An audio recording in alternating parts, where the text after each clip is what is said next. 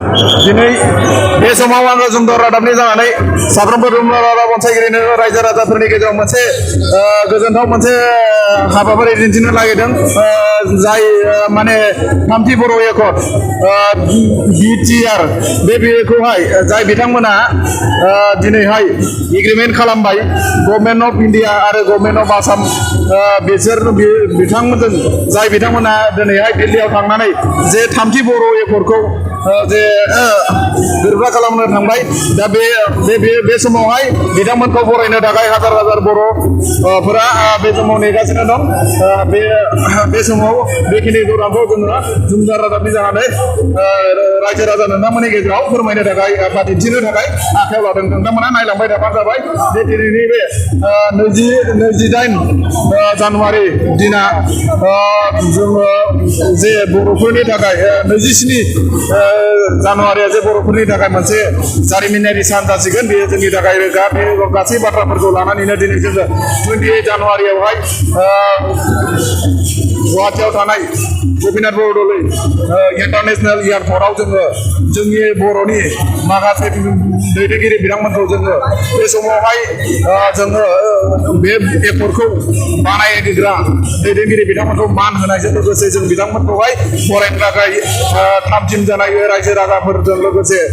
जोङो बे समाव बे हाबाफारिखौ दिन्थिनो आखायाव लादों बे समाव नोंथाङा मानो थाखाय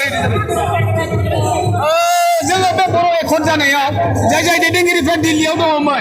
आरो एकर्डआव जायफ्रा सुहि होदोंमोन बिथांमोनखौ बरायनो थाखाय जोङो बे गुवाहाटीनि एयारपर्टआवहाय ज' दंफैयो आरो बिथांमोनखौ जों बरायनो लादों जोङो दिनैहाय बेवहाय गोबांथार आफादफोर दङ बे जाबाय गिबियावनो नेशनेल डेम'क्रेटिक फ्रन्ट अफ बर'लेण्डनि दैदेनगिरि गबिन्द बसुमतारी लोगोसे एबसुनि प्रमद बर' आरो लरेन इस्लारि आरो बेबायदिनो रन्जन दैमारि आरो बेबायदिनो समबिजित ग्रुपनि बिथांमोना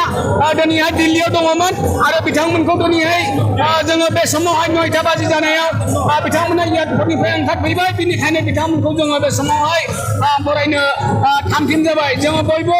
गोबांथार रंजानाय गोसोखौ लानानै बर' एकर्डनि सायाव बिटिआरनि सायाव जोङो दिनैहाय मोजां मोननानै बयबो मानसिफ्रा लैहोर लैहोर फैनानै बेयाव बरायफैनो थाखाय थामथिम जाबाय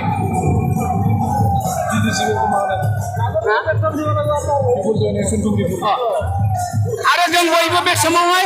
पिपल joint action committee for Boroland मुभमेन्टनि जानानैबो जों बिथांमोनखौ बरायनो थाखाय फैबाय people joint action committee central कमिटिनि जानानै आरो लोगोसे people joint action committee Gossaigaon district कमिटिनि जानानै बिथांमोन गसाइगाव डिस्ट्रिक्ट कमिटिनि पिपल जयेन्ट एक्शन कमिटिनि प्रेसिडेन्ट आरो सेक्रेटारि बिथांमोना जोंजों लोगोसे दंफैयो आरो बिथांमोनखौ दिनैहाय बे समाव बरायनो थाखाय बयबो जथायसे जाबाय बेनिखायनो बिथांमोनखौ बरायनो थाखाय जोङो बे समावहाय थामथिम जादों